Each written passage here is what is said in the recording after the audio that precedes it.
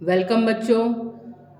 आपको टॉपिक दिख रहा होगा लाइफ प्रोसेस, उसमें भी मैंने डाइजेशन पार्ट लिया है और ये एनसीईआरटी सॉल्यूशन से रिलेटेड है क्योंकि आपके एग्ज़ाम्स एकदम करीब हैं और इसलिए मैं अभी बहुत ही स्पेसिफिक क्वेश्चंस पे जा रही हूँ जिससे कि आपकी अच्छी से अच्छी तैयारी बोर्ड्स की हो सके। और साइंस का एग्ज़ाम बिल्कुल करीब है, इसलिए प्लीज़ इस वीडियो को लाइक करें, शेयर करें और हमारे चैनल को सब्सक्राइब करें। आपको लग रहा होगा कि आवाज़ तो आ रही है, मैम कहाँ गायब हैं, तो देख लीजिए, एक बार टॉपिक देख लीजिए, तब मैं आ रही हूँ। देखिए, here I am, welcome again.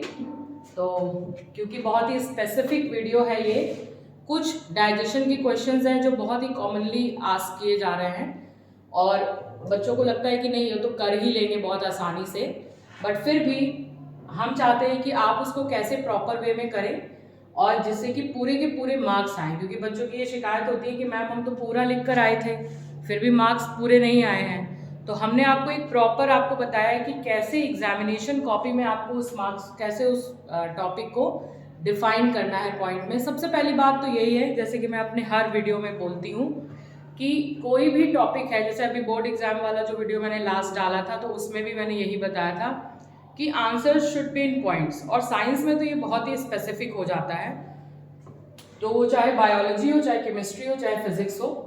तो यहाँ पे जैसे हम लोगों ने जो पहला क्वेश्चन लिया है तो उसमें देखिए, what is the role of acid in our stomach.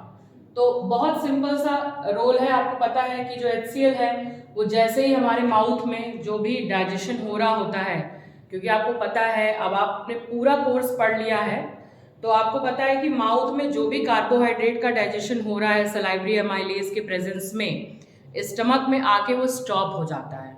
ये इसको आप बहुत अच्छे से जानते हैं और अगर नहीं जानते हैं तो प्लीज़ गो थ्रू करिएगा अपने नोट्स पे, तो वहाँ से आपको एकदम सही जानकारी मिलेगी। हालांकि हमको पता है कि हमारे बच्चे बहुत ही वेल इनफ हैं, बहुत अच्छे हैं, इंटेलिजेंट हैं और उनकी बोर्ड्स की प्रिपरेशन एकदम पक्की है, तो इसलिए हमें बिल्कुल डाउट नहीं है कि आपको ये नहीं पता है। तो बात आती है कि जैसे ही स्टमक में HCl का क्या रोल आ रहा है, तो HCl जो है सबसे पहली बात तो क्योंकि स्टमक में प्रोटीन का डाइजेशन स्टार्ट होता है तो इसलिए आप देखेंगे कि प्रोटीन के डाइजेशन के लिए यहाँ पे स्टमक में जो पेप्सिन है उसको एक्टिवेट करना होता है। पेप्सिन जो है वो डीएक्टिवेट फॉर्म में होता है, तो पेप्सिन जो है वो डीएक्टिवेट फॉर्म में होता है। तो आप देखेंगे कि पेप्सिन को डीएक्टिवेट से एक्टिवेट करने के लिए HCl ही उसको मीडियम बनाता है, एसिडिक मीडियम देता है, जिससे कि वो आसानी से प्रोटीन का डाइजेशन कर सके। तो पहला फंक्शन तो यही हो गया। नेक्स्ट कि क्योंकि HCl है, एसिड है, तो ये क्या करेगा, हमारे खाने में जो भी बैक्टीरिया आ रहे होंगे उनको आसानी से किल कर देगा। बहुत ही सिंपल सा फंक्शन है। देन यहाँ पे आप ये भी देखेंगे कि जो कार्बोहाइड्रेट का डाइजेशन, जो हमने शुरू में ही आपको बोला कि जो कार्बोहाइड्रेट का डाइजेशन है जो माउथ में स्टार्ट हो गया था उसको अभी जो है ये स्टॉप करेगा, आगे इंटेस्टाइन में फिर कैरी ऑन होगा वो डाइजेशन। तो एक बार ये क्वेश्चन आप जरा पूरा देख लीजिए, एक देख लीजिए, गो थ्रू कर लीजिए कि यहाँ पे कोई पॉइंट आपको लग रहा है कि नहीं समझ में आ रहा है तो आप कमेंट सेक्शन में प्लीज मेंशन करिएगा, मैं उसको फिर से बता दूंगी।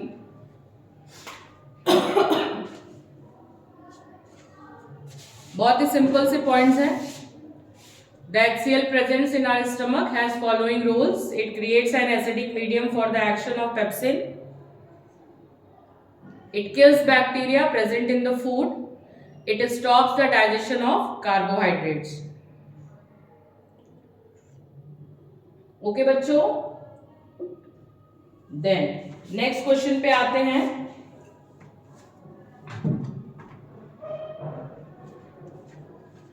नेक्स्ट क्वेश्चन जो है ये मेरा मोस्ट फेवरेट क्वेश्चन है, क्योंकि मैंने देखा है कि बोर्ड्स के जो एग्जाम्स होते हैं उनमें इस क्वेश्चन की फ्रीक्वेंसी बहुत ज़्यादा है।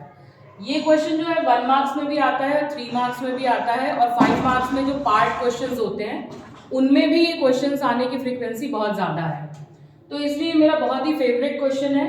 What are the final digestive products of carbohydrates, protein and fats.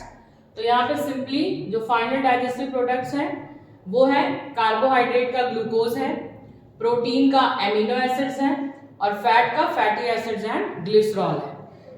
क्योंकि ये बहुत ही टू द पॉइंट आंसर है, लेकिन इसके पीछे का क्या प्रोसेस है मैं वो थोड़ा सा डिफाइन करूंगी कि जो कार्बोहाइड्रेट है वो ग्लूकोज फाइनल डाइजेशन देता है। मतलब आप जानते हैं माउथ से ही कार्बोहाइड्रेट का डाइजेशन स्टार्ट हो जाता है, तो वहां से स्टार्ट होने के बाद उतना पूरा वो डाइजेस्ट नहीं हुआ रहता है, तो वो आगे जो डाइजेशन, क्योंकि स्टमक में उसका डाइजेशन स्टॉप हो जाता है, तब जब वो स्मॉल इंटेस्टाइन में फूड जाता है तो वहां पर इंटेस्टाइनल जूसेस, पैंक्रियाटिक जूसेस से इसका फिर से डाइजेशन होता है। तो जो इंटेस्टाइनल जूसेस हैं वो इनको फाइनल डाइजेशन में लाते हैं, जो कि ग्लूकोज बनाता है। ग्लूकोज जो है वो सबसे कह सकते हो कि छोटी यूनिट है कार्बोहाइड्रेट की, तो वहां पर इसका फाइनल डाइजेशन जो है वो ग्लूकोज के फॉर्म में होता है। इसी तरह प्रोटीन्स आपको पता है कि स्टमक में ही डाइजेस्ट होते हैं, देन आफ्टर जो है स्मॉल इंटेस्टाइन में पैंक्रियाटिक जूसेस और इंटेस्टाइनल जूसेस के थ्रू डाइजेस्ट होते हैं, तो वहां पर ये एमिनो एसिड्स के फॉर्म में डाइजेस्ट होते हैं। वहां पे फाइनल डाइजेस्टिव प्रोडक्ट इसका बनेगा एमिनो एसिड्स। देन फैट्स जो है ना तो माउथ में डाइजेस्ट होते हैं ना ही जो है स्टमक में डाइजेस्ट होते हैं, ये सिर्फ जो है वो स्मॉल इंटेस्टाइन में डाइजेस्ट होते हैं। फैट को डाइजेस्ट करने के लिए, क्योंकि फैट जो है वो काफ़ी कॉम्प्लेक्स मॉलिक्यूल्स होते हैं, काफ़ी ज़िद्दी मॉलिक्यूल्स होते हैं, तो सबसे पहले जो लिवर में बाइल बनता है जिसको गॉल ब्लैडर में स्टोर किया जाता है, सबसे पहले वो फैट के ऊपर फंक्शन करते हैं, उनको छोटे छोटे मॉलिक्यूल्स में तोड़ते हैं। इस प्रोसेस को इमल्सिफिकेशन ऑफ फैट कहा जाता है। देन आफ्टर जो पैंक्रियाटिक लाइपेज होता है वो इसके ऊपर डाइजेस्टिव पूरा प्रोसेस करता है, और करने के बाद जो है वो फैट्स को फैटी एसिड्स और ग्लिसरॉल में चेंज करता है। फैट जो है सिर्फ इसी जगह पे डाइजेस्ट होगा स्मॉल इंटेस्टाइन में, जहाँ पे पैंक्रियाटिक जूस आएगा पैंक्रियाटिक लाइपेज के फॉर्म में, जो कि इसको डाइजेस्ट करवाएगा। बाकी और कहीं पर भी फैट का डाइजेशन नहीं होता है, इवन इंटेस्टाइनल जूसेस से भी नहीं होता है, इस बात को ध्यान रखिएगा। तो ये जो क्वेश्चन है ये 3 मार्क्स के लिए भी इम्पॉर्टेंट है, 1 मार्क्स के लिए भी इम्पॉर्टेंट है, और 5 मार्क्स में जो सिंपल ABC करके क्वेश्चन आते हैं उनके लिए भी ये क्वेश्चन काफ़ी आपको इम्पॉर्टेंट है। नेक्स्ट इसको एक बार फिर से देख लीजिए पूरा। अगर कोई प्रॉब्लम लगे तो प्लीज कमेंट सेक्शन में दिखाइएगा, लिखिएगा, और ये भी बताइएगा कि और भी क्या टॉपिक आप चाह रहे हैं आगे, तो उसको भी हम लोग आगे मेंशन करेंगे। नेक्स्ट क्वेश्चन देखिए, बहुत ही सिंपल सा क्वेश्चन है, लेकिन आंसर का तरीका देखिए। What are the raw materials required for photosynthesis? तो आप देखेंगे कि मेनली फोटोसिंथेसिस में 4 ही रॉ मटेरियल्स होते हैं, carbon dioxide, chlorophyll, sunlight and water. तो हमने यहाँ पे एक चीज और मेंशन कर दी है जो एक्स्ट्रा है, क्योंकि इस क्वेश्चन में ये भी पूछा जाता है कि these materials comes from where, ये मटेरियल्स कहाँ से आ रहे हैं। तो वो भी मैंने एक क्वेश्चन में 2 क्वेश्चन मेंशन किए हैं। तो यहाँ पे जैसे कार्बन डाइऑक्साइड है, ऑब्वियसली एयर से आ रहा है। क्लोरोफिल जो है वो क्लोरोप्लास्ट का एक पिगमेंट है जो कि प्लांट्स को ग्रीन बनाता है, वहां से आ रहा है, लीव्स में होता है। सनलाइट ऑब्वियसली सन से आ रही है, और वाटर जो है वो सॉइल से आ रहा है जिसको रूट एब्जॉर्ब करके दे रहा है।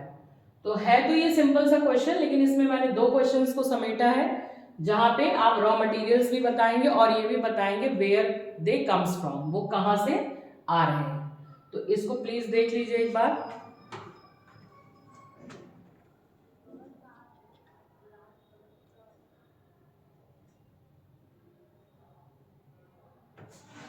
ओके बच्चों, आई होप आपको ये छोटा सा जो वीडियो है ये बहुत ही अच्छा लगा होगा, बहुत ही इंफॉर्मेटिव वीडियो होगा, और आपके जो मार्क्स हैं उसको बढ़ाने में हम जितनी ज़्यादा हेल्प कर सकते हैं हम करते हैं। और आप प्लीज़ कमेंट सेक्शन में ज़रूर बताएं कि आपको नेक्स्ट टॉपिक क्या चाहिए, या क्या आपको लग रहा है कि थोड़ा डिफ़िकल्ट पड़ रहा है, तो हम उसको ज़रूर सम अप करेंगे यहाँ पर और आपकी प्रॉब्लम्स को सॉल्व करेंगे। प्लीज़ हमारे चैनल को सब्सक्राइब करें, ये पूरी तरह फ्री ऑफ कॉस्ट है, और हमें ज़्यादा से ज़्यादा सराहना दें। थैंक यू बच्चों।